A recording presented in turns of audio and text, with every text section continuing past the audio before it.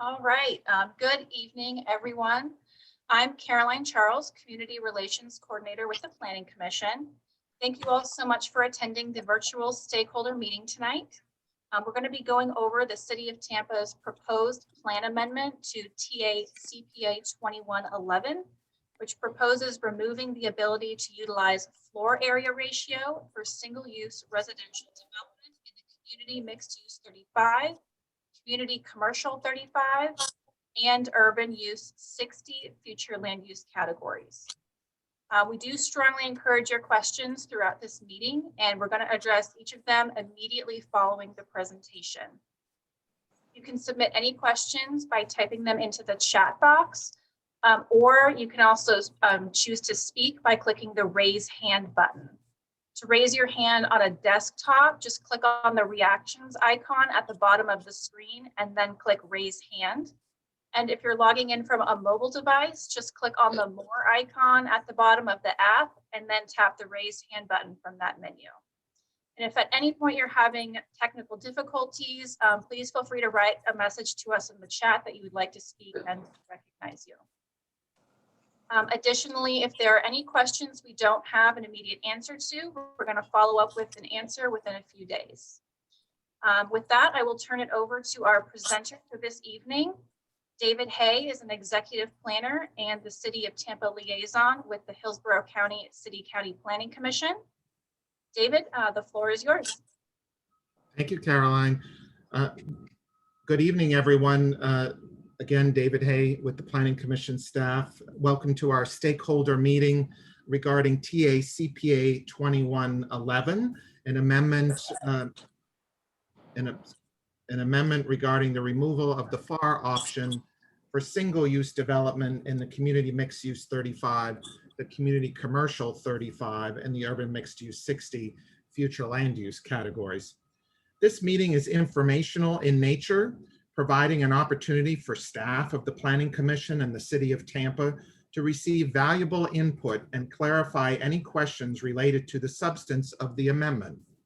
No decisions will be made this evening.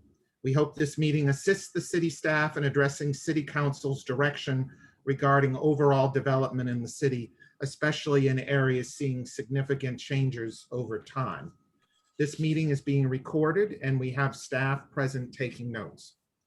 I will ask everyone to limit comments to facts and questions relevant to the proposed language. General comments stating a personal opinion for or against the amendment are discouraged at this meeting, as this meeting is only to gain information. Those personal comments are better suited for the actual public hearings. Next, we have the timeline of what we're looking at for TA CPA 2111. We have our first phase that we're in now. This is our stakeholder meeting here, actually May 25th. Also, this is the time that staff is reviewing the amendment, reviewing the comp plan and adopted policies, and starting to formulate information that will be sent out to our partner agencies so we can get their input as well. There is a Planning Commission briefing scheduled for July 12th. And then the actual Planning Commission public hearing where staff makes a recommendation to the Planning Commission is scheduled for August 9th. At that meeting, the Planning Commission will make their consistency finding. That consistency finding will be forwarded to Tampa City Council for a transmittal hearing tentatively in, I believe, late September. That date is still to be determined. And then the final, there'll be a City Council adoption hearing later in the year on the amendment. So a little background, it is publicly initiated by Tampa City Council. So far in our preliminary review, the FAR option has been within the city's comprehensive plan since 1998. That plan was adopted by Tampa City Council on January 29th, 1998. And this would apply citywide. Within the 1998 plan, there was language that was after the language in the comp plan. The statement in the 98 plan stated, this concept permits residential uses to be competitive with commercial and/or office uses. That was not carried over into future plans, that statement. So here we have the proposed language. Currently, you can see in red is the existing adopted language. It says projects may be determined either by density or floor area ratio, whichever calculation is more beneficial to the development.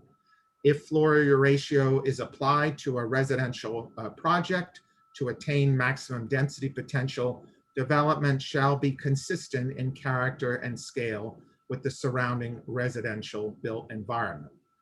The city is proposing to strike that language, and in its place would be this new language in blue, and I'll read it out. It says, except for single-use residential development consisting of, quote, dwelling multifamily, unquote, including mid-rise and high-rise, as defined in the Land Development Code, projects may be determined either by density or floor area ratio, FAR, whichever calculation is more beneficial to the development.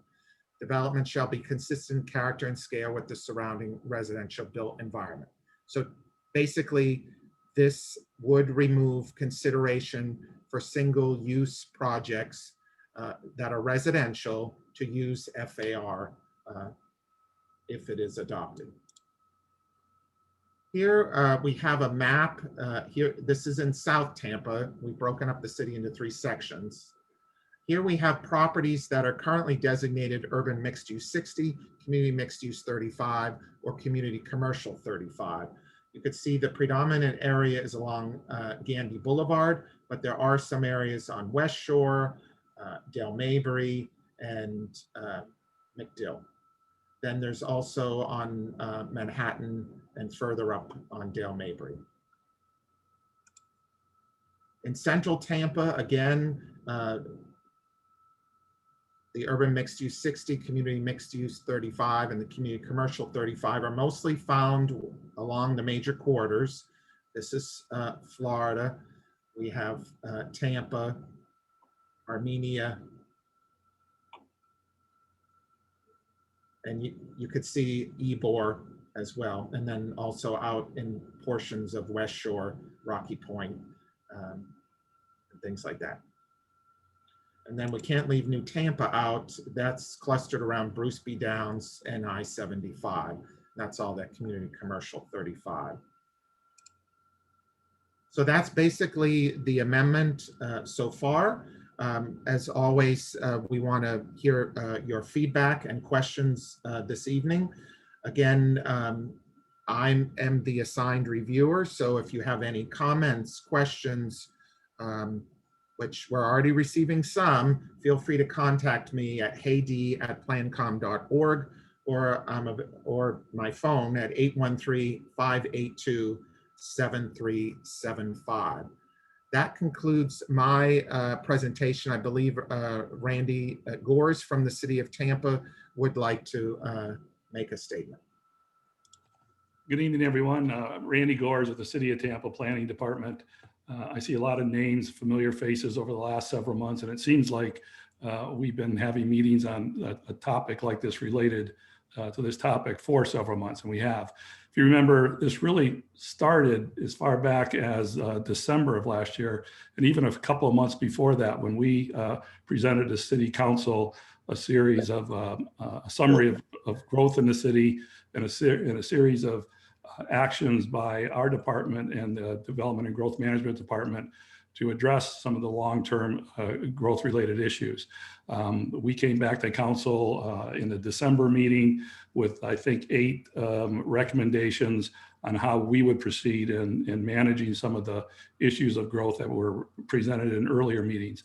And at that time, it kicked off a series of motions by council over the last several months related to adopting an ordinance. It started off as a moratorium on apartment complexes. I think there was greater than 5 units per building south of Euclid. It changed to the coastal high hazard area. There were efforts to try to confine it to south of Gandy. And as you know, if you've been following our progress over the last several months, it seemed like every meeting back at council, a new wrinkle would emerge, somebody else would bring something up, and we'd be back at another motion or a continuance or something else. In the meantime, those efforts were really focused on adopting an ordinance to restrict development. And out of the conversations, the issue really is a land management, growth management, comprehensive plan issue. And out of some of those discussions came this amendment to really look at the issue that seemed to be striking most of the concerns. And that was the development of single-use residential projects that were taking advantage of the FAR to achieve much larger densities or number of dwelling units than what was allocated under the plan category. And as we look at it, it really is happening in the CMU 35 area, where we've had projects coming in under a plan category of CMU 35 and getting much more than what the CMU 35 would allow on its own, to the point where they weren't even using the bonus situation. So the bonus wasn't even being used as intended. So this plan amendment is intended to remove that FAR for the single-use residential. Property owner still has the ability, if you have a mixed-use project, you still have the ability to use the FAR to develop your project the way you would like. It doesn't preclude any property owner seeking to change the land use if they wish, going through that process. If they find that the CMU 35 or a UMU 60 isn't going to serve their needs and they want to achieve a greater density, they can always request a move up. If you're a CMU 35 and you feel that you need 50 units an acre, then you could apply for a UMU 60 and go through that process. But it places the discussion in a forum to really look at what is the impact of the growth on the communities that are having, and to try to be more manageable. So tonight is a public hearing on this proposal. Many of you have spoken in the past. We would welcome to hear your comments tonight. We also welcome your ideas on how best to respond to this motion. This is a motion that was put together by the city, and the city council advocated for it. So we want to make sure that we can bring back the city council a plan amendment or amendment that addresses all the concerns, or as many of the concerns that we can in the community. So with that, I'll turn it back to the Planning Commission, who will handle the meeting. Thank you, Randy. We'll start. I know we're starting to get questions in the chat, but I think I saw David Mechanic's hand first. So we'll let Mr. Mechanic go. Well, I feel like we're on Jeopardy, since everything is supposed to be formed in the form of a question. So I'll ask a question.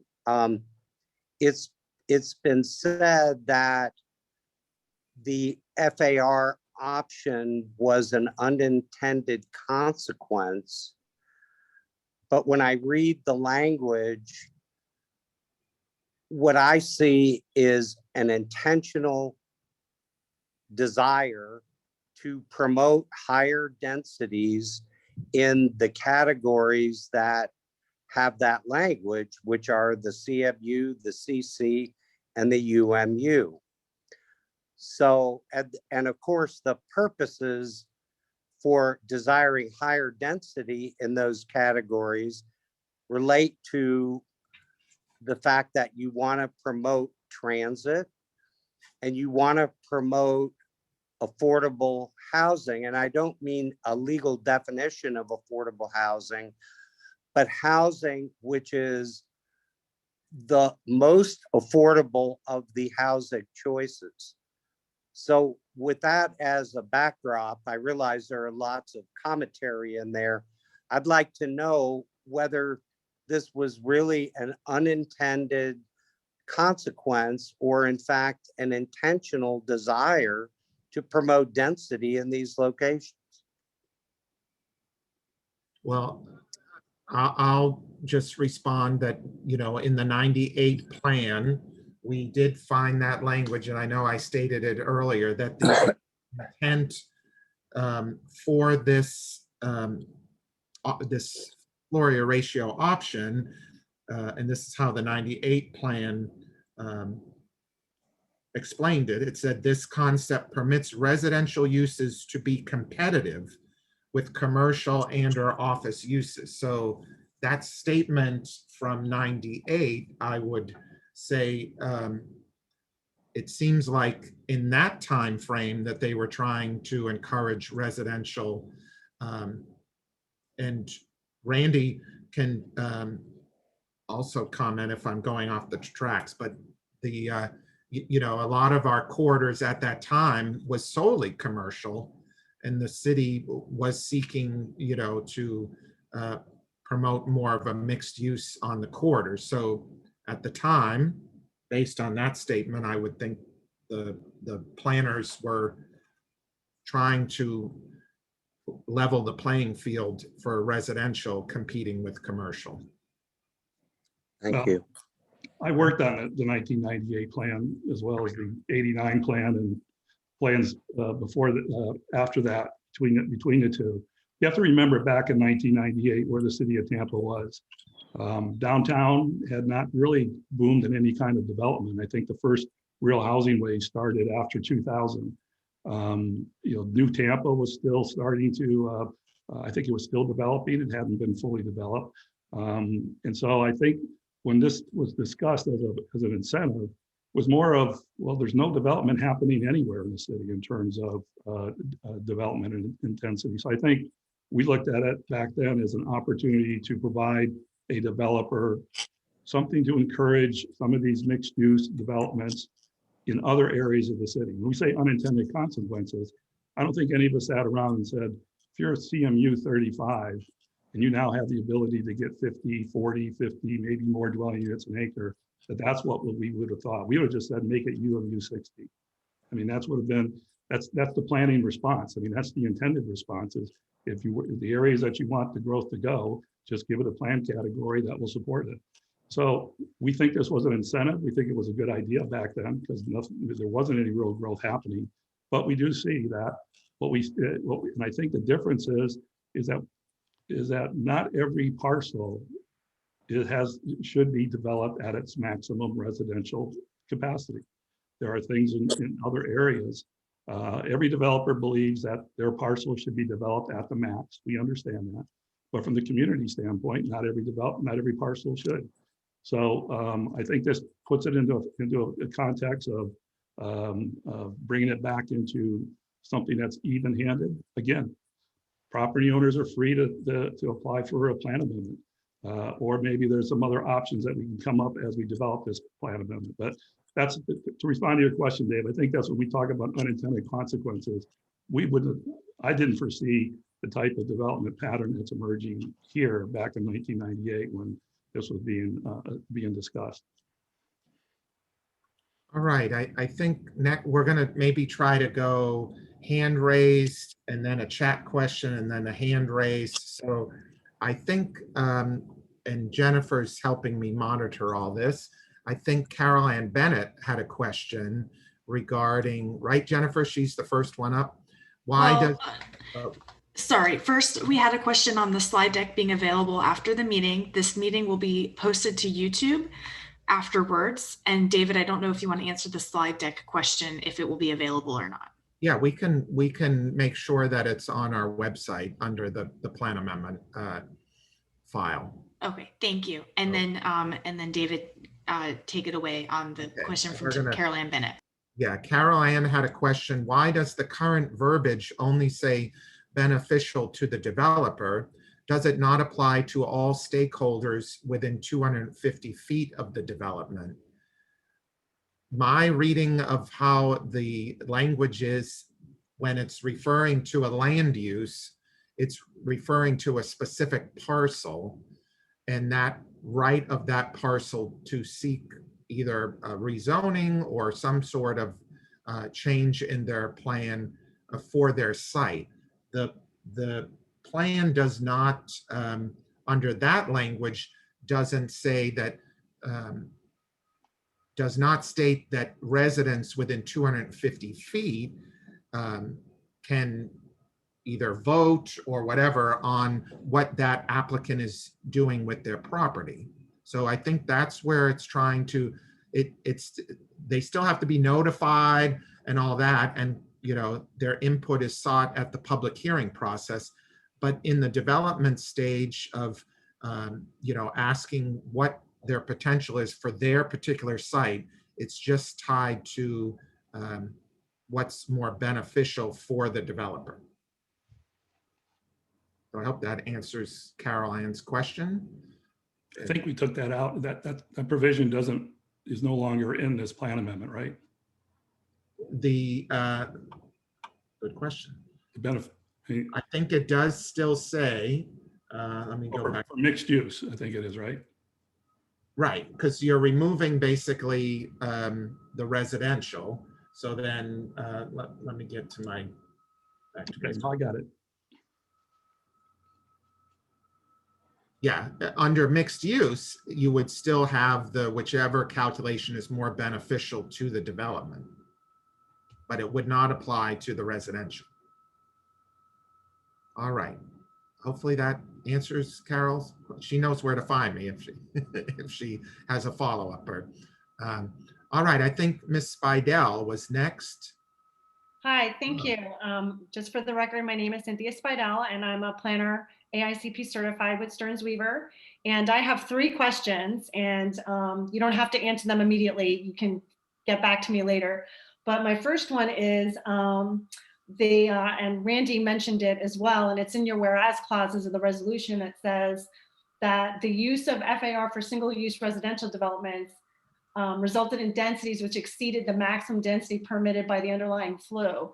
And can we have a copy of that analysis? Because everything we provided an analysis in conjunction with a rezoning on Rattlesnake Point, and our density analysis concluded that depending on how far back you go, only 75 to 89% of the maximum FAR was actually approved. So we would like to have a copy of the analysis that backs up that whereas clause. Then there's a second whereas clause that refers to a finding of fact to the coastal management objective directing populations away. But by removing this FAR and bonus incentive from everywhere, it's regardless of location. So I guess my question is, why isn't it just limited to coastal high hazard, CMU or UMU in the coastal high hazard? And then last but not least, my concern is with, and I think David Mechanic hit it on the head too, and I expanded on my expert planning opinion in the letter that I submitted on the record.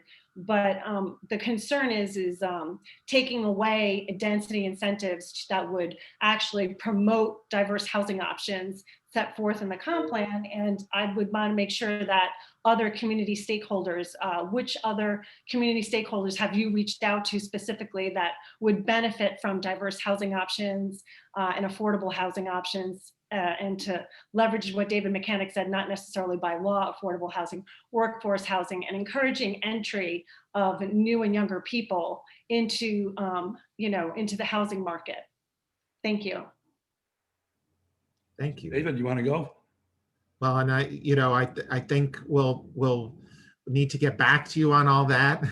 That was a lot of questions, but I know Gail with our office is probably writing them all down as we speak, and we'll hopefully get back to you shortly with some responses. Thank you. And I also put it in writing and what I submitted. So if you need to reference back to there, it's there as well. Yes, I think we received that today, and we're in the process of trying to get it all up to the internet, all of everyone's comments that we're receiving. So next, I think, is Stephanie Pointer. She is on chat, and she had stated that why have a land use category if the floor area ratio alters it? And then I think she had another one, might as well, why does the current verbiage, okay, that's similar. Okay, first let's deal with the first question. Why have a land use category if the floor area ratio alters it? You know, I think, and again, it kind of goes back to the statement before of that, you know, when it was originally done in '98, there was some thought of incentivizing residential on certain mixed use corridors. Again, tied back to that map, it, you know, a lot of the mixed use is on collector or arterial roadways in most areas. Rattlesnake Point is a little unique. We all know that, but most is on, most is in actually central Tampa as well. Like a lot of Ybor is mixed use. So there is some incentive for residential development to compete with the typical commercial development that we see, because usually commercial landowners are typically attracted more to commercial just due to the revenue stream than residential. So that may have been partly why there was that flexibility given just in the mixed use categories and not in the residential districts. So hopefully that answers your question. I don't know if Randy wants to follow up or have additional information or. I have a question. I just wanted to clarify. Have you all been, are you only able to ask questions, or can you, I didn't know what your marching orders were when you actually registered. I heard David Mechanic say it was like Jeopardy. I just didn't know it. Is that all you can do is ask questions? Well, I'd like to get some ideas. So if further on, if you want to ask a question and say, why don't you try something like this? Or why don't you think about doing something like this? That would help us, I think. You know, the questions are great, but we're trying to craft a policy that we hope will address and fit into a number of concerns, and ideas are welcome. So if you have ideas, be more than happy to answer questions, but if you have ideas, that would help too. Yes, totally agree, Randy, totally agree. Next, I think Ann Kulik was up. Sorry, remember to unmute myself before I start talking. Randy, I have some suggestions, but I have a couple of questions first, because I want to understand where the biggest issues are for the city with this single use being higher density than you think you anticipated. You know, a lot of, I believe, the feedback that you've gotten has really been, you know, this all started with the South of Gandy group. And when you look at the maps and what there is in terms of commercial, there's not a lot of commercial, for example, on Southwest Shore, it's all residential. But if you look at the other major planning districts and where these land uses are, again, those are primarily commercial corridors that have an abundance already of retail and other commercial uses. And in many cases, almost no or very few residential developments. So, you know, when you talk about the ability to get the increased density, if you do mixed use, you know, what is the consideration, for example, horizontal mixed use? You know, some of the policies in the comp plan amendment, when it talks about these corridors, asks to consider both horizontal and vertical mixed use. So if, you know, I can speak for West Shore, for example. You know, if you look at Dale Mabry, and there are several community commercial and some of the categories affected in parts of Dale Mabry, that right now is almost 100% either retail or other commercial uses and zero residential in most places. So, you know, would it be possible to I'm not saying create a new comp plan category, but when you look at the 3 planning districts, is there the ability to maintain this? Because again, those are primarily commercial corridors and you have, quote, horizontal mixed uses, as just a suggestion. Yeah, I think that's, that idea I think has some merit to look at. As I mentioned when we started, our department is put forth in the council a strategy for looking at long-term growth related issues. Right. And part of that is evaluating the vision for the city and coming back to council with a revised vision based on the current and projected population projections. And hopefully we'll get a consensus from council saying, yes, that's the vision we want to move towards. That will then drive the update of the comp plan, which then looks at all of the regulatory mechanisms we have. Are they working, not working? Are they achieving the type of environment that we want? And what modifications need to move forward? As we outlined the council and we mentioned it, that's anywhere from a 2 to 3 year process going from where we started to the policies in the plan to development regulations.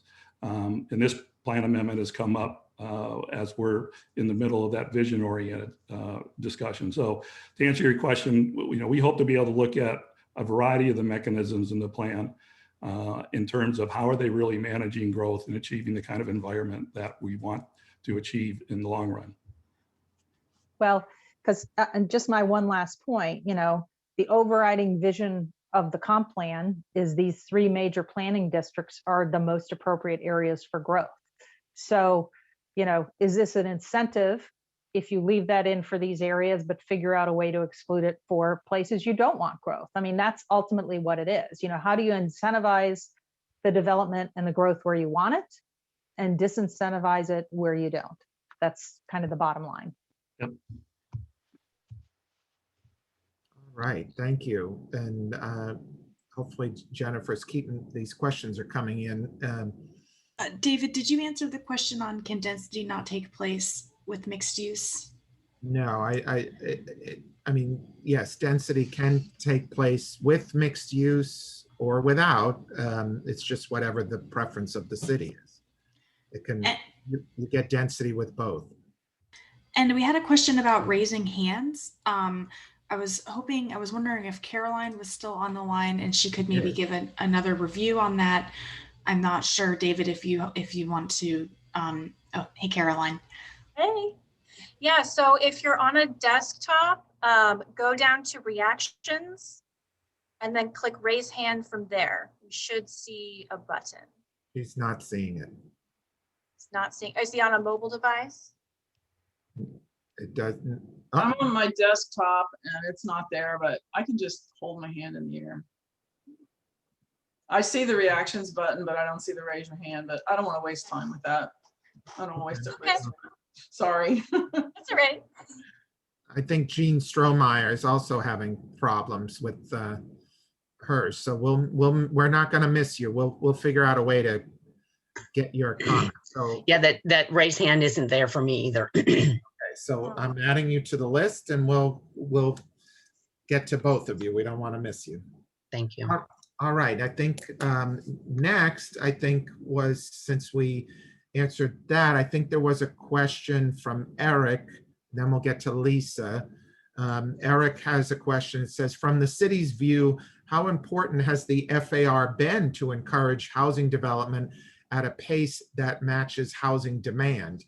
If this change is made, what does the city have in mind to encourage the density needed to keep up with future housing demand? Well, developers can still, like I say, they can still develop a mixed use project using the FAR. If they want additional density, they can apply for a plan amendment and achieve that. They can do the bonus for an extra on their current. So I think there's a variety of options to do that. Okay. Next, Lisa Monteleone had her hand up. Lisa? Maybe she had to step away for a second. All right, well, let's go to Carol Ann. think she might be coming back. I see her mic disappeared. Yeah, we'll make sure we get Lisa, but Carol Ann, you're on. I typed it into the box, but I'll say it also. My understanding of this change is that the same amount of density can still be achieved in a rezoning of single use in those categories, as long as they use bonus density. Am I correct in that?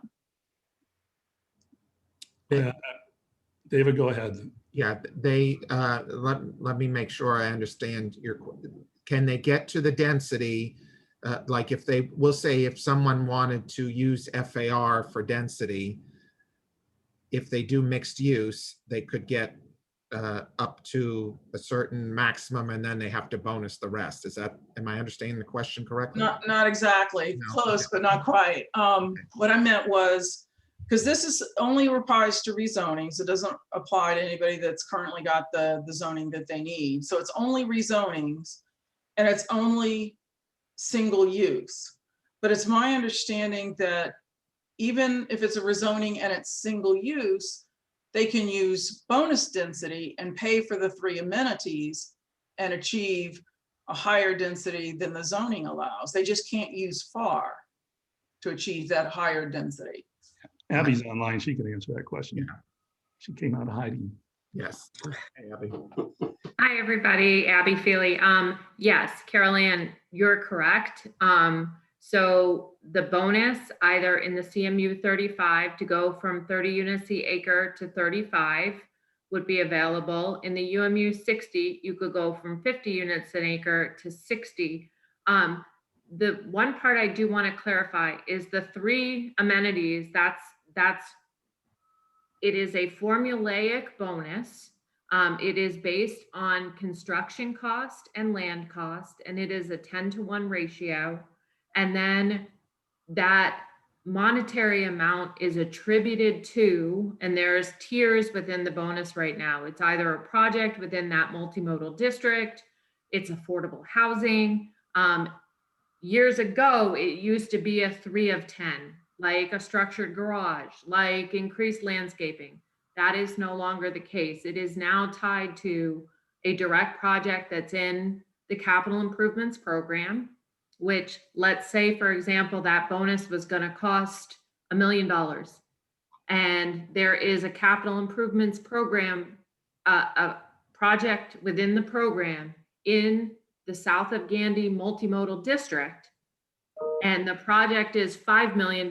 Well, that million that came from the bonus could go toward that $5 million project. Then the city only pays the $4 million, and it is a direct project within that area. So the bonus right now is a bit complicated from the formulaic standpoint and the implementation standpoint, as far as what I'm hearing, driving those improvements that certain areas are looking for. So also as part of our efforts at the city, we're looking at that bonus as well and what that really means. But what has been happening in practice is by utilization of the FAR, projects, let's say in the CMU 35, which would get 30 units by right, are ending up with 55 units the acre by right, not paying bonus,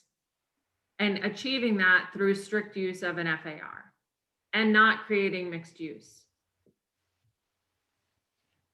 So the whole 3 amenities thing is obsolete, and now it's basically, there's a complicated way to come up with a figure that they just have to pay. And that money goes into a project that's in the capital improvement program. There is a monetary figure that is attributed to the additional units. And then there is a tiered application for how that money is applied. It just doesn't go into a pot. There has to actually be an association, and in the bonus agreement that would travel with that rezoning, the agreement spells out, I owe based on the number of units I'm getting. So if it's a 5-acre project and they're getting 25 more units, it equates to this amount of money based on my construction type and my land value type. And then that is now at my time of construction, those funds are going to be assigned to these items. It's not a free-for-all that goes into a pot and Lord only knows what happens to it. Through that bonus agreement, there are specifications as to how the money was calculated, where it's going, and when it will be paid. So they can, instead of the 3 amenities, they've got to pay for the extra units. And I understand that the payment is very specified as to how it's calculated and where it's gone. It just doesn't, go into a general fund, but basically replacing amenities with money to get the extra units. And are you saying that they can't get as high a density using the bonus density? That it, like, instead of 30 units per acre, the maximum they could get with bonus density is 35? That's correct. Okay, so they For the can't, CMU 35, for the UMU 60, it's from 50 to 60, because that's a Okay. more urban category. So those are the two where there's a bonus opportunity. okay, so they actually, in some circumstances through FAR, can get a higher density than they did if they went through, used the bonus density and paid for it, and the FAR is free. That is what's happening. Yeah, so, okay, That is what we are speaking of as an unintended consequence. So to call it, you're getting projects at 50 units the acre that have utilized FAR that have provided no bonus. right, And okay, we so don't now believe that was the intent of that statement of the either or, whichever is more beneficial. Yeah, and just for clarification, Caroline, I wouldn't say that the FAR was free, because they would, if someone was developing a residential product, they may have more than 35 units, but if they start exceeding a 1 FAR in the CC 35 or CMU 35, they also have to pay into the fund. It's not like a FAR is completely free and unit count isn't. It's just anything. It's just that sometimes you could get a building with 40 units an acre that's under the 1 FAR. but if it's over the 1, then they have to pay? Then they start paying, yes. Lord, And that's, and I think, and Abby's more the expert on this, with the formula and everything, I think, right, Abby, they calculate on square footage at that point, or is it unit count? It's done on a square footage basis because that's how FAR is done. The other question I've heard several of the residents down there say, can't you have density and intensity? So, or density within FAR. So the question had been posed to me, well, if I use FAR and I get an FAR of 1, can I still be tied to only 30 units the acre? So if I have 3 acres, I only get 90 units even if I'm using FAR. And that's typically not how it's done. So I saw that, and when you replied, can't you have both within the same? That's not, I mean, the FAR has been used in lieu of density. Right. And David, do you maybe want to explain how the 1.0 transitions to the 1.5 in the Sure. CMU and CC 35 without paying? Right now, if you're just a mixed use parcel that is not located on a arterial, anything exceeding a 1 has to meet, and start paying into the bonus.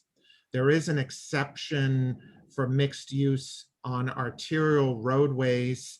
They have to have a certain frontage on that roadway. It can't just be like a driveway. And, like 35 acres. Right. And then also they have to have 2 uses from 2 different, like a land use, I forget how Abby and them classify, like land use category A So there has to be 2 uses from 2 separate category lists. And then if it meets that, then by right, that development, if they're meeting those 3 components, get to go up to a 1.5 by right, because they're on a corridor, they're actually developing mixed use, and they have the required frontage. So I think we've had a few use that. There's been other challenges where people want to use it and they're not on arterial, so that's a whole nother question. But so there is that caveat on some of these arterial roadways. There's a little additional flexibility given. And that was, David, just to add to that, that was predominantly like on Florida Avenue and some of these other higher transit corridors where the one piece you didn't state was you have to be vertically integrated. Oh, You yeah. have to be on an arterial or collector, and you have to have two uses in the city's zoning code and 27-156. In the use table, the uses are categorized by a use group A, use group B, use group C. And the A's are predominantly residential uses. The B's are somewhat transitional uses, and the C's are predominantly commercial uses. So in order to get that bump up along those corridors, you have to have two uses from two different categories. And that's what, because we were experiencing along those categories or along those corridors, given the depth of those parcels, that they just were exceeding FAR by a little bit. And the intent was to put those types of intensities on those corridors. So we changed that, I think about 4 or 5 years ago, to really promote more of that mixed use along those corridors. The thing we've seen south of Gandy is there hasn't been any bonus agreements, and right at that one has been enough to get to 40 units to the acre or 45 units to the acre, or a little bit more than that. And I think that's where the scales are tipping, and we're looking to correct that. And I think what Randy mentioned as well, and just to wrap up, is that when we proposed an amendment to council, that was our starting point. We knew we would have this opportunity through this process to consider exceptions to that, modifications to that. Many of the items that you're raising today, the coastal high hazard area, transit emphasis corridors, mixed use corridors, and through this process, we want to vet those exceptions. We want to identify where, if you're a major employment category, this or center, this probably isn't applicable to you over in West Shore, in downtown, in the periphery of downtown.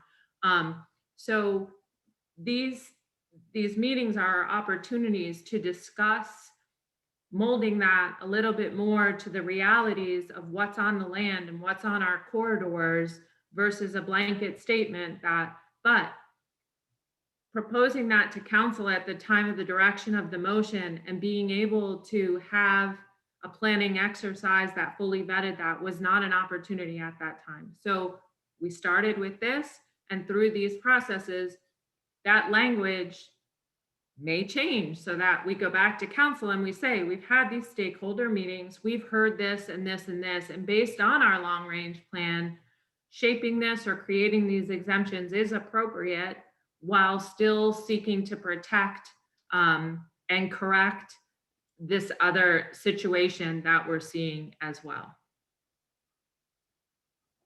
Thank you, Abby. And, just also to add on to Abby's, now that it's entered into the plan amendment process, we've started this timeline.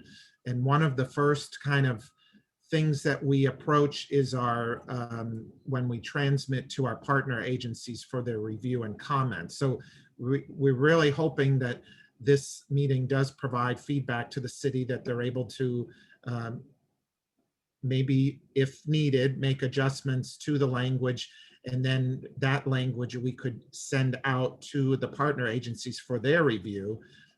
If we get too far along in the process and the language isn't kind of really nailed down at some point, it may cause a continuance.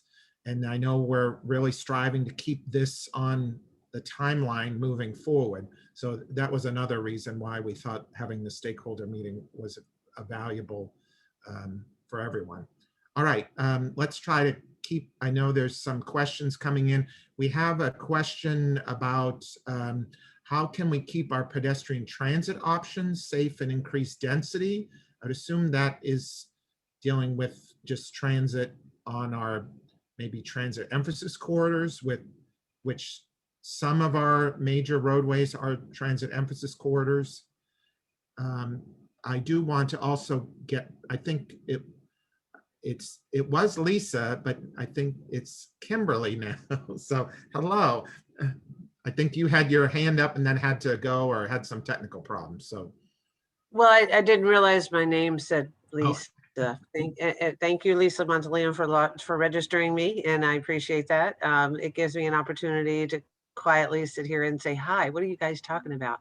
But the good news is I am very interested in this topic, and I was curious in David, in your work, and Randy, in getting feedback from the stakeholders, if the Affordable Housing Advisory Committee had been fully vetted on the impact of the financing associated with affordable housing and its correlation to all of these zonings, to the arterials and corridors, that if they're not now transit-oriented corridors, or whatever the city decides to call those, since we don't have a TOD zoning process quite yet,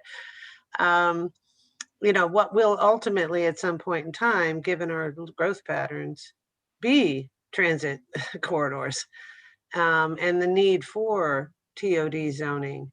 Would these changes to the plan amendment complement it or become another unintended consequence? Because affordable housing financing is complex. It has its series of hoops you have to jump through. And if in the elimination of FAR for those projects, would that then compromise the ability of affordable housing in these areas, which are, from when I looked at the map, are all the areas that I want affordable housing? So, or at least some level of mixed workforce housing, market rate housing, and affordable housing.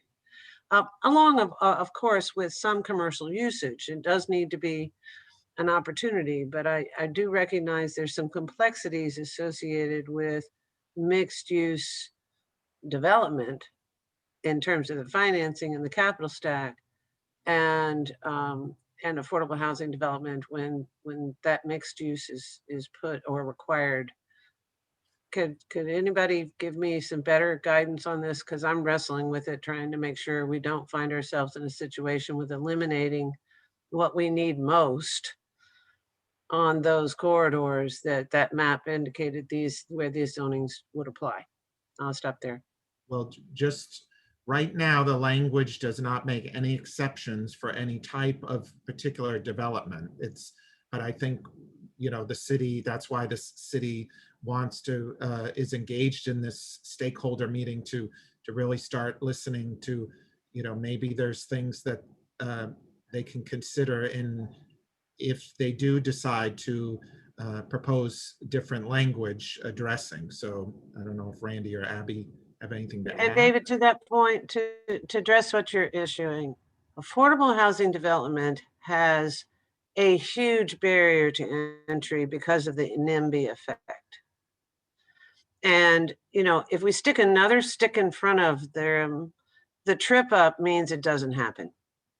So anything that would have to require a waiver rather than it's expected, it comes with it, might be easier to incent a developer to do, you know, a project that includes affordable housing rather than disincent by only offering a bonus that apparently is not really being used with their current plan. So I'm trying to find that and thread that needle where we get the consequence we're looking for, which is creating the density that actually will support transit with the people who actually need the transit in the same zone that appears that your map would indicate it belongs. So that, I'll stop there. Thank you. No, I think those are good observations and questions. And as you know, it is a difficult nexus to make the regulations and the requirements for affordable housing all work in an area. So I think we're going to look at what can be done. I think I'd also like to look at some of the developments and really see what is the affordable housing range within the developments that have been approved recently. Because we hear our developer friends saying that they're using FAR to provide affordable housing, but sometimes affordable housing is somebody who can't afford $2,000 a month, so he's willing to pay $1,500 a month. So I think we have to see, when we agree on what is the affordable housing range that we're talking about, or who is that customer that we're trying to reach, and is the FAR working to help them get there? And if not, what is the actual means? How do we?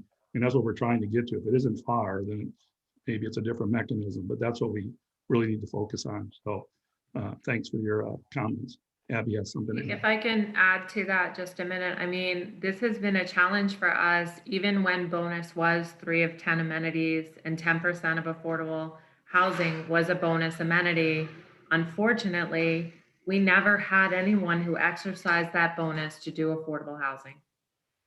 So we're looking at this, and I've been doing some best practices. I've been talking with the city of Austin. You only get bonus density in Austin if you're doing affordable housing.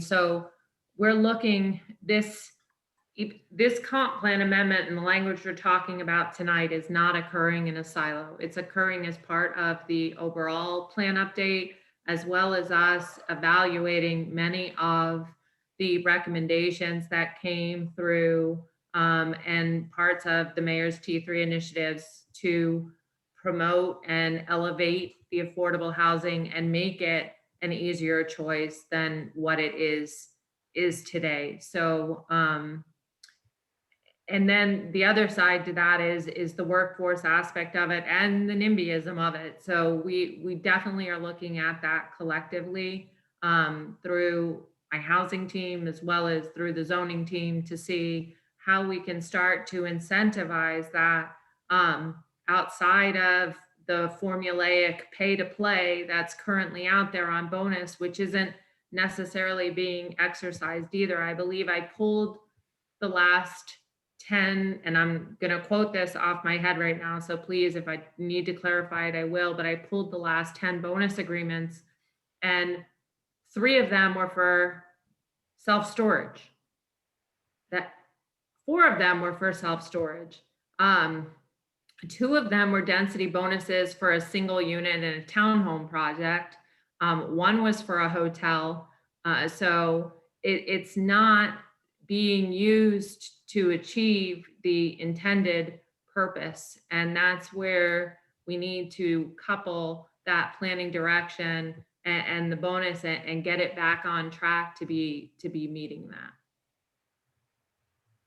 All right, I think, this was scheduled to go till 7. I think we still have some questions to get through. So we're hopefully going to try to move a little quicker right now. We have a question.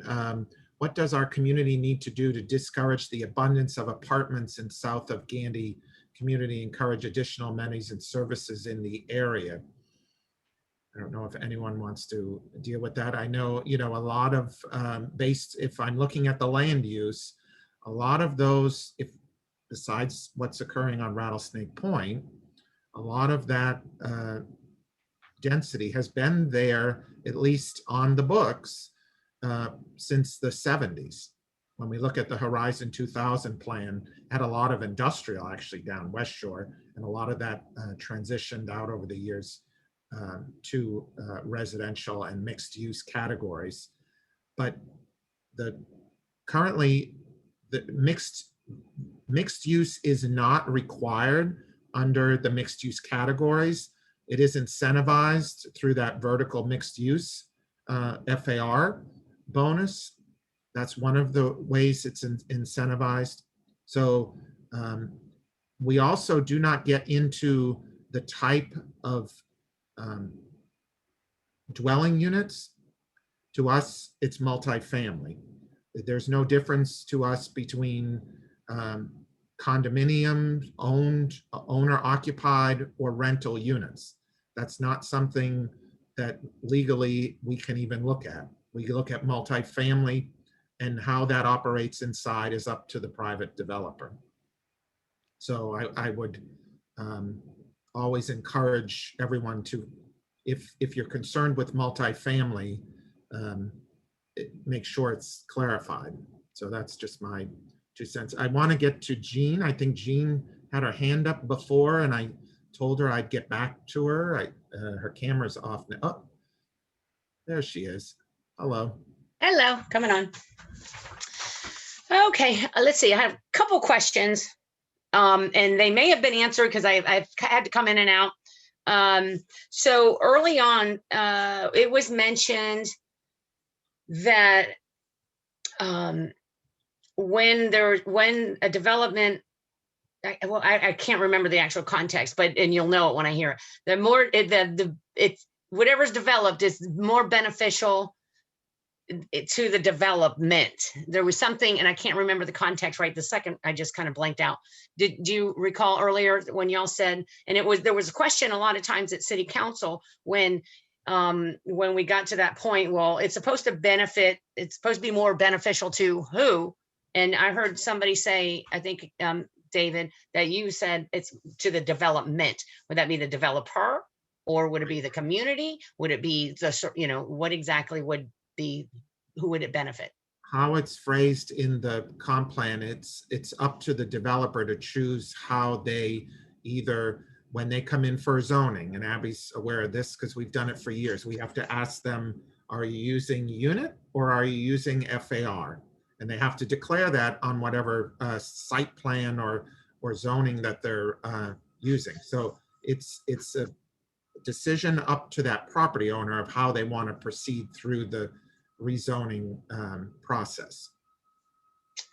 Okay, Now that I will say, Jean, nothing in that, they still are required to notice people within 250 feet under the city's noticing requirements.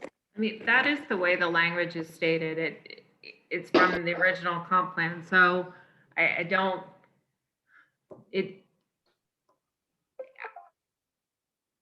know that our intent is to try to pick the pepper out of those words. Those words are what is there, and it's been able to be used as an either or. Either you use density, or if you are in one of those categories, you have a right to use FAR.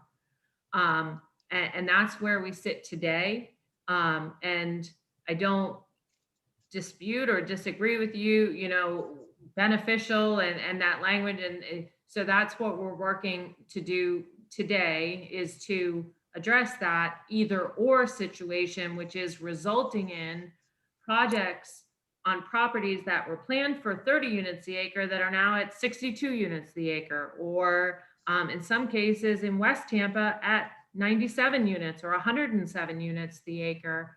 But I do think, and what I was mentioning earlier is this process is the process to say, and the way it was coming in through the moratorium discussion was you have to have justification to make this limitation.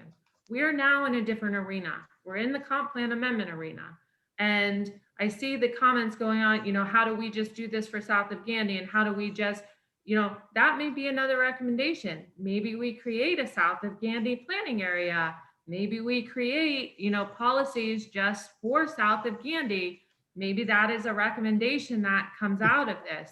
In relation to Ann, maybe a recommendation that comes out of this is, given West Shore as an employment center and a regional attractor in the airport and other things, that there should be an exemption for that. I'm not saying this is our planning opportunity, partially through this amendment process and these discussions, to be able to say what was proposed at the start and is applicable to all land use categories based on the growth patterns of the city, based on these other circumstances, is not appropriate in all of them. And let's go back to council with some recommendations to modify at the first hearing of this, or the planning commission. You guys can correct me on process, to say this language plus let's put these other items in as well, based on further analysis. At the time the proposal is out there, we didn't have this planning process, which we're having right now.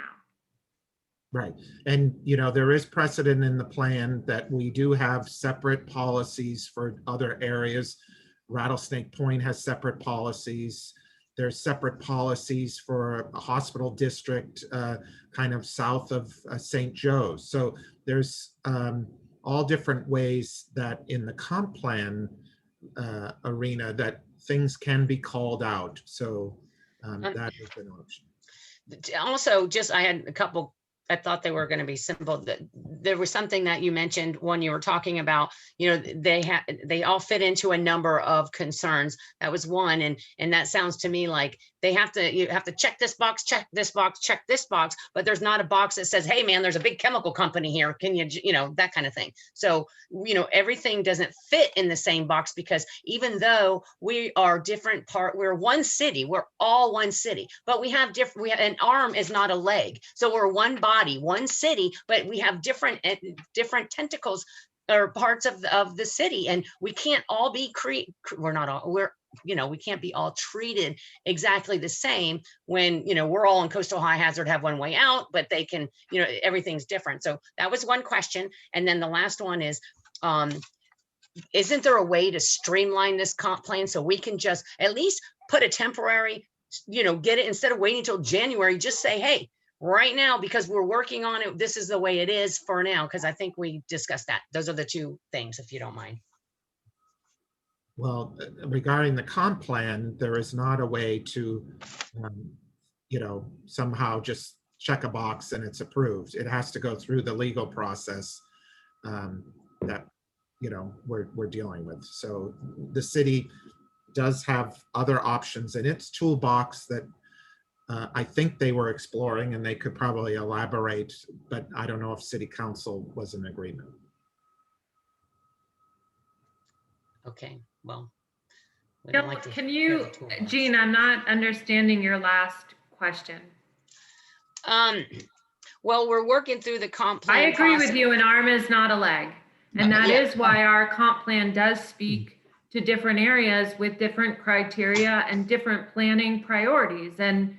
And this has definitely emerged and has melded itself based on the recent development there to warrant different priorities and different language. And I agree with that. And I think in response to council, have we been able to walk in with just a South of Gandy plan and say, here's the South of Gandy plan, but that's not how the bus left the station. So unfortunately, we are getting there. And I know it is not at the pace that, you know, is acceptable, but there is a process and we do have to follow that. And we're trying to do that as aggressively and, you know, hearing and being there with you in to address that for what is yet to leave the station and still is the desires of the peninsula down there. Thank you. All right, I think that answered some of the questions in the chat. And I know Ron has had, Mr. Weaver has had his hand up for a while. So Ron, do you? Thank you very much. And thank you for Ms. Overman. I just wanted to say that if you report back the stakeholders' thoughts, that you might add that Ms. Overman made an extremely important point, and for 3 reasons. Number one, if you look at those 28 or 32 different orange and well, purple and red indicators of where the affected areas are, a lot of those are not on corners. Unlike New Tampa, where virtually everything is the 4 big corners of New Tampa, a lot of those were a half a mile from the cross street the other way, meaning they would be strip commercial. They would not be economic to go mixed use, meaning you have to go to single use if you're going to achieve affordable housing. Secondly, affordable housing with the FARs, which has been around for 20 years, and if the consequences were too unintended, somebody might have asked this question 20 years ago or 10 years ago or whatever, because this method has been working where in areas like Ms. Overman alludes to, where you have a second ingredient of the perfect storm of losing more affordable housing by this measure than you might have thought. Talk about really, really unintended consequences. And the second part of the 3 parts of the perfect storm are that affordability is a percentage of your total income for housing and car, which is about 55% here and about 40% in the country. because there's transit in a lot of the bigger cities. So as a result, people overpay for car plus house in our community. And therefore, if you can get them on transit, and transit requires density ridership, where you can't get Hart and the others to put a bus line every 15 minutes or whatever it takes to make it work. And therefore, the affordability is to not have to pay for a car, so you can afford the housing. Is the second part of the perfect storm. If you lose too much land, it could be affordable housing. And the third, of course, is simply, I think Ms.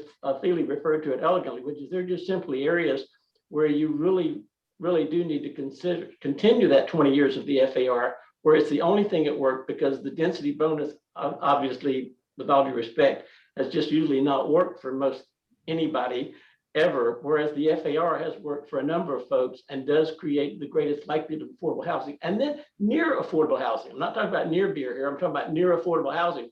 And near affordable housing is basically that kind of housing which tries for the 9% federal tax credits, doesn't quite get it, but then makes it work with 4% federal tax credits or other creative financing. Why? Because the bank will lend based on the density of the acres they own with the FAR instead of without, in order to lend enough to do some more affordable housing. Not that we feel strongly about this. Do we, Ms. Overman? I think she's agreeing with you. And Ms. Spidell may have something better to say on that from our office. I'm just a dumb country lawyer, farm boy. Well, I do want to, just remind everyone that we may not get to all our questions tonight. I encourage everyone, we're still monitoring the questions that are coming in. I know we're already over, but if you do want to ensure that you get a response, feel free to either enter it in the chat. We're documenting all those questions. And then again, you can also email me as well. And I might not know the answer. I may need to bring on some other people to help try to get you an answer. But let's see, I don't see any hands up right now. So maybe we can just ask a few more. There was a question, I think Stephanie had a question, and of course now I lost it. Here we go. Can someone please define affordable housing for this group? Lots of comments for and about affordable housing. I know what it is, but does everyone here know? If not, it is time to ensure that they do. Do we have a definition of affordable? And I think there was one question before that too that says, can you make FAR only true for true affordable housing? It's amazing that what people are paying for rental units. I mean, some people are paying 3 times for a rental unit what somebody's mortgage is. And, working with the housing and community development is part of my portfolio at the city. And, even with $82 million in grant money to assist with housing, we can't make a dent. And when you look at even what's going on Nebraska Avenue, you can buy a townhome on Nebraska Avenue now for $549,000, just north of MLK, which is on a transit corridor, but is definitely not affordable. So, affordable housing has HUD definitions. Workforce housing has certain definitions. Mr. Weaver alluded to it, typically you're not supposed to spend more than 30% of your income on housing. And there was a recent article in the Business Journal last week that, roughly we're paying about 38 or 39%. Is that right, Mr. Weaver? Was that the right citation? Exactly, yes. 39% here within Hillsborough County. And for when you look at area median income is only $35,000 for our county, our city. So 30% of $35,000 is not a lot of money. And so can we make FAR for true? I mean, yeah, we could. That is a potential recommendation that we could say, okay, you can get a bump up on your FAR from 1 to 1.5, if you're doing affordable housing. But that comes with also defining what percent of a project has to be affordable. I was just working on a project with 350 units when I asked for 320 units. When I asked for 32 units to be affordable, they told me that busted their entire project. Well, it doesn't bust your project, it busts your profit margin. So, you know, we need to incentivize that in a meaningful way. So I don't know if that's answering, can someone say what real affordable housing is? But I mean, we can talk about that. And I think people keep going to council saying, we're doing affordable, we're doing workforce, but there's no way to actually implement that currently. And that's a challenge. And I think that's what the project in Manhattan and Gandy met the week before last, where these are workforce units, you know, they're micro units. Well, don't firefighters and nurses and teachers have families and dogs and other things? They don't want to live in a tiny micro unit. They want to live in a unit or a home just like everyone else. So it's a bigger issue than a FAR issue. It's an education issue. It's a public commitment issue. And we're working on that. So I think, David, I'm sorry. I didn't mean to. No, your input's very valuable. So I can answer that question if you'd Okay. like. And I actually put 2 links in the chat for individuals to really take a look at the reality of where we are. I mean, I happen to know that we have about 2,600 properties on the market right now in Hillsborough County for sale. That's how tight the market is right now. And so when you don't have properties for sale, you drive demand to rentals. The people that work on the base, that want to be close to the base, can't afford the market rate development that's being built south of Gandy because they don't have access to it. So they're moving to Pasco where the rental rates are lower, which is a little counterproductive, you would think. But for a family, for a single person, much of our wages that you're allowed to make, and if you're a single person, to qualify for 80% of AMI, which is barely where we can get developers to develop affordable housing projects, they can't make more than $41,000 a year. For a family of 4, they can't make more than $59,000 a year. Now, can you imagine being a parent and married and, you know, having a household income of $59,000 and then have 2 kids with daycare, medical, and everything else, and not having transit to help you get to work? It's just not feasible. Right now in Hillsborough County, the average median house price exceeds the first-time buyer home, you know, buying thresholds. So even though you're eligible with income, the median house price in Hillsborough County exceeds, and that includes the city, exceeds the price that you can pay for the house. So you cannot use our first-time home buyer program in Hillsborough County that is countywide within the city and the county cannot be utilized by someone who qualifies to use it because there is not a home they can buy at that price. The demand is so great and the supply is so small. So the reason I asked about the unintended consequences is we don't have any wiggle room anymore. We have to really make sure that if we're able to come up with a good plan that uses either does use FAR or doesn't use FAR or uses bonuses or use density bonuses, but it doesn't interfere and only enhances the opportunity and addresses the barriers to entry on NIMBY for development of affordable housing on these particular zones, because they are all, from what I can tell, transit corridors. If they're not now, they will be as Hillsborough County and the city of Tampa continues to grow. And that was why I asked the question the way I did.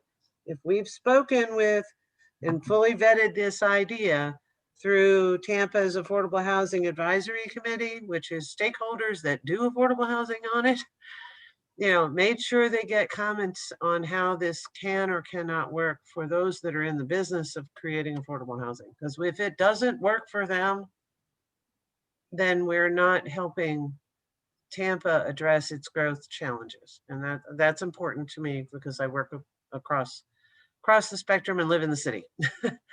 So thank you. I'll stop there.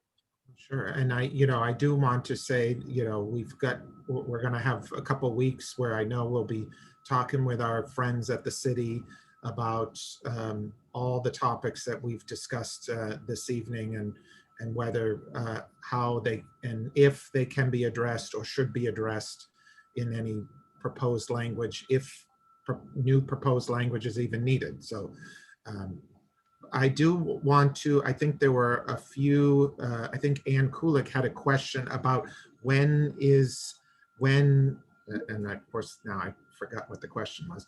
When is the deadline for getting comments to the Planning Commission? I typically would say we accept it up to about a couple days prior to the meeting. That way we can ensure that we'll walk on some comments. Usually we like them a lot sooner so we can ensure they get into the report. But we do have some stragglers and we do have the ability to walk on comments. I just want to stress to everyone that though we read every comment, the Planning Commission is charged, and the staff is charged with really only reviewing the comprehensive plan adopted policies and providing a recommendation. So, we do read them all, but, statements, I want this, I don't want this, it really doesn't affect our review because we're directed only to look at adopted policies. So just to clarify that. So feel free to keep sending the comments in. We'll make sure the planning commissioners and eventually city council gets copies on all of those. So But July 2nd would be 5 business days because of the July 4th holiday before July 12th. So right. five business days would be July 2nd as a courtesy to you guys for enough time. That would be nice, but I know sometimes we receive comments. I was printing out comments last month for one of the last meetings, like 2 hours beforehand to walk them on because we were receiving them so late. So we try our best. Probably hours. Yeah, we try our best to get them, but the closer it gets to the hearing, it starts, and when that does happen, we cut off. Like if we start thinking, okay, the planning commissioners aren't going to be able to see this, it's an hour away or something like that. We put them in a different folder, and then we ensure that when it gets transmitted to city council, those additional comments are included as well. So I just want to ensure everyone that we do our best to make sure the elected officials and the planning commissioners get to review it. David, just I can add is if you're going to send comments as quick as you can, because we're the city staff will take the comments and we'll review them in light of what everything that we've heard over the last several months. Our objective, as I mentioned earlier, is to put forth an amendment that we think is going to be a good amendment for the city of Tampa and for the broad spectrum of people that attended here. We know we're not going to please every single person because it just doesn't happen, but we have the ability to look at the plan amendment, take into consideration things that we hadn't considered, and put forth an amendment to the planning commission staff for them to review or package for the planning commissioners. But we need to make sure your comments come quick enough for us to consider them. Otherwise, they'll be provided when the planning commission goes to public hearing and not as part of our development process. Thank you. There was one question from Carol Ann. Isn't using FAR in the coastal high hazard increasing the density above what the land use allows? Our interpretation of the policies are no. If you have your land use and you're seeking and that land use has been adopted and you're seeking a zoning, we'll say from, an RS to an RM, in the view of the comp plan, you're not over what the land use allows. Now, if there's a plan amendment going from CMU 35 to UMU 60, in the eyes of the comp plan, that would be a density increase. So hopefully that answers your question. But if an applicant is using the FAR in the coastal high hazard area, it's currently allowed now, so it would not be deemed that they're exceeding their density or FAR. So if we don't get to all these questions, we'll make sure we respond. Let's see. There's question, let's see, that was about. David, we have the question from Michael Lewis. I don't think that we've addressed that one yet. Okay. Was the discussion made on slowing the apartment communities in South Tampa? We feel, and some will say it's not true, that the infrastructure cannot support this many people. On a good day, you cannot even get out of South Tampa now within 30 minutes. I don't know if the city wants to respond to that, but. I would just say that has more to do with the upcoming planning effort that we'll have for South Tampa, where we plan to do the community plan and relook at the infrastructure needs in relationship to the growth.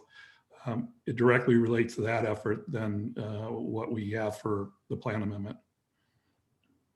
And I think that answers, there was a question too about working on the South of Gandy plan. And I think that planning effort would also, Randy, correct me, and I haven't been part of that scope of those plans, but that would have some objectives and policies, goals that could come out of it and go into the comp plan in relation to the unique character of the South Tampa and South of Gandy area. Is that correct? Yeah, exactly. Yeah, whatever the outputs of the plan, we expect the outputs of the plan recommended capital projects that the city would consider in the future as budget becomes available. I'm sure there'll be some land use and regulatory changes that would go into the comp plan. And then there may be some other programmatic, more community oriented that really might be implemented by the community itself and not have anything to do with government. And then there was a question, August 9th is the Planning Commission meeting. There is a workshop on July 12th. That's when staff just presents the proposal to the Planning Commission. Typically, there's no community input at that workshop. It's more for the planning commissioners to ask questions of staff. Then at the August 9th is when the public can address the Planning Commission. So hopefully that clarifies that. And then I think the last question, it says south of Kennedy could be really walkable in terms of distance, but it isn't really safe. How can we talk density without addressing that no matter the type? So I think they're trying to discuss, the increased density should bring better pedestrian amenities. I think I'm reading that correctly. So, and I know the city is always looking for ways to improve pedestrian connectivity. A lot of the new development, and Abby knows this, we're very big. We have lots of policies in our comp plan about pedestrian connectivity and things like that. And we're usually addressing that a lot during the zonings. I don't know if Abby. I think too, you'll see that the city is working on the implementation of Vision Zero, which does have many policies associated with it. And I'm foreseeing that as part of the comprehensive plan update, that we will be looking to incorporate many of those directives into that plan that will then translate into, so you have comp plan, which is those larger directives, but then you have the land development regulations and the associated mobility technical standards that will start to translate into those improvements on the ground. All right. Well, I think I'm amazed. We're actually right on time because we were scheduled till 7:30, I guess. And So again, we did record this. This should be up on our website within the next couple days. Gail will be working to synthesize all her notes and get us some sort of information. We'll post that as well on our website at planhillsborough.org. Also, all your written comments, emails, everything will also be up there. And then if there are specific questions that I didn't address or anyone from the city didn't address, please send them to me and I'll make sure that either I can address them, or if I can address it, if it's a city specific question, I'll make sure that Abby and Randy get a copy. So I hope everyone found this meeting helpful, and we have lots of dialogue to occur in the next couple months. Thank you, David.